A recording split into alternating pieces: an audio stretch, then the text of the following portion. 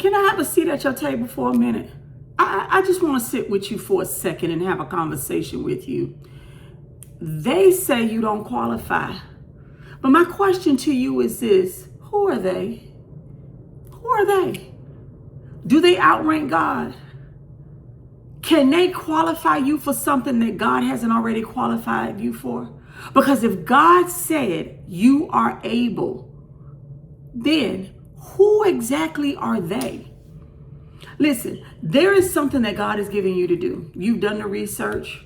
You've checked, you kind of dotted all your I's, crossed all your T's, right? And you want to move in this thing. You shared it with family, you shared it with friends, you shared it with the bank, all the things, right? But they keep saying you don't qualify. Who are they? Who are they? Who are you actually submitting to? Who has authority over your life? Don't you want that thing you asked God for? That's the first question. Do you want it? Second, do you believe that God can do it through you? See, here's the real danger in they. It's not what they said. It's that you agreed with what they said. And now, because you agree with what they said, you're shrinking yourself back. Let's talk about it for a second. You apply for the position. You applied for the house. You went to the resource center. You did all the research you needed to do to open up that business, right?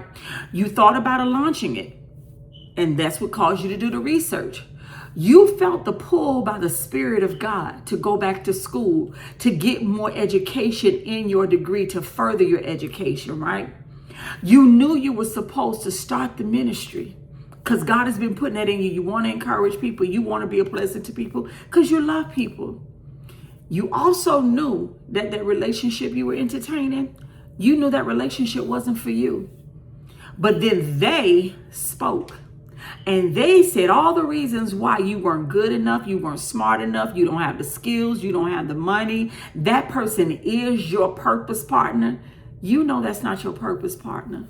Again, I ask you, who are they?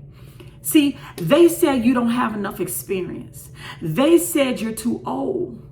They said you don't qualify. They said you don't have the credentials.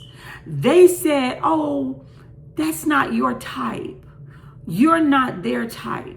The 2 Corinthians 3 says, not that we are competent in ourselves, but our competence comes from God. So if your competence, your qualification, your skill, your gifts, your talents, your ability comes from God, why are you waiting for people to validate and affirm you? Who are they? They could be your mama. They could be your daddy. They could be your spouse. Who are they? When God put the vision and the dream in you, David daddy didn't even think he was qualified, didn't even call him in. Joseph told his vision and his dream to his brothers, and it was like, who are you? People will always try to limit you. You got to stop seeking your validation and the limits that people in society will put on you. They have the experts, they have the skill sets that are needed for certain things, right? We know that. Those are the facts. But can I say to you this? If God is telling you it's for you and God is saying you can accomplish it, who are they? Who are they? I want to ask you something. When did God start asking permission from culture for the calling that he has for anybody? Did he ask for permission for Moses? Did he ask for permission for Peter? We all know who Peter was. God never did. So why do you think God needs the validation, the permission, or anything from anybody concerning you? Why? Why? I need you to answer that question for me. Why? Again, listen. I tell you guys all the time, my email is above limitations. You know why? I am a convicted felon with a theft felony. But do you know to this day, I still am a CPA? You know why? Because I don't allow people to shrink me back and limit me and tell me what I can't have. If I go for a position, if I go for a loan and one bank or one loan company turn me down, you know what I do? I go somewhere else. because I believe that that's what God has for me. My Father owns everything in this world. And if he put the desire, the dream, the vision in me to go for it, I am going to go for it. I told you I opened up a seafood business, had no necessary skills in business. I had skills in managing business behind the scenes, the financial side of it. But I want to ask you, can you look at Gideon? Do you remember Gideon? Gideon, God called him a mighty warrior, but he began to shrink himself. God said, I'm the weakest in my family. How can I do this? You might be the least talented in your family. No money. You know other people in your family way more qualified than you for what God is calling you to. But God is calling you because he's going to get the glory through you. So again, I say, who are they? If they're speaking to you, I want you to drop down in the comments. Who are they? Drop it down in the comments. Who are they? Because I need you to really think about that. Who are they? God never debated with Gideon about his inability. He overruled it. The same that God is doing with you. But will you step out in faith? And stop letting your mind, stop letting the enemy get in your mind with thoughts. He even using them people around you to stop you, to delay you, to discourage you from going in the direction that God is sending you. Stop. The voice saying you don't qualify is often your fear. It's your fear. And it wears a familiar face. Sometimes the they is a past boss, a family member, a spouse. It can very well be an experience, something you've embarked on before, and because it didn't work before, now you're looking at that experience and saying, they didn't allow me to succeed before. Maybe that time frame wasn't the season that God wanted you to move in that thing, but now is the time. Now is the time. That wasn't a failed attempt, okay? A system where you might have been overlooked, okay? But here's the deeper level of what I want you to see. This gonna prick you. Sometimes the they is you.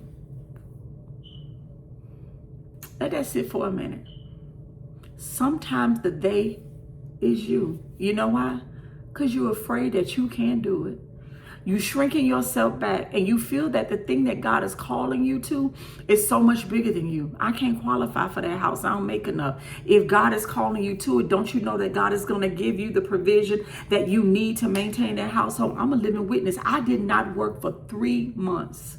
Nothing in my environment got cut off. My lights, my water, my gas, my rent. God took care of everything supernaturally. Everything. Everything. See, sometimes they is you because your inner narrative is playing the rejection of your past, praying things that you didn't accomplish before. It's just like Moses. I'm not eloquent, but God responded with, who made your mouth? Who made your mouth? Who made that bank? Who opened that business that you work for? Who opened that permitting office? God owns everything according to Psalms 24. Listen, I just say this to you. If God called you to it, the qualification comes with the assignment that he is giving you. You in and of yourself, you don't qualify for it, but God is calling you to it. So who are they, family, friends, associates, spouses, to tell you that you don't qualify or that you can't? Remember, Romans 8:30 says that those he called, he justified. He qualified Moses as Moses continued to obey and move. Move. Just move. Just move. I just come to ask you because I really want you to think about, who are they? They are the people, your own mind, that's limiting you from walking in that thing that God has called you to. If he called you, you are already justified and well able. You are not waiting to become worthy, to become skilled, to have everything figured out. All God is saying to do is take the first step of faith and move. What that first step of faith is, it may be research. It may be calling the bank. It may be calling the permitting office. It may be calling that lease sign for a lease and seeing what they need from you to open up that business. You are waiting to believe. what God has already put in your heart. You are never going to feel comfortable in moving in that thing God called you to, because it's not you. It's not you. So get they out of your head.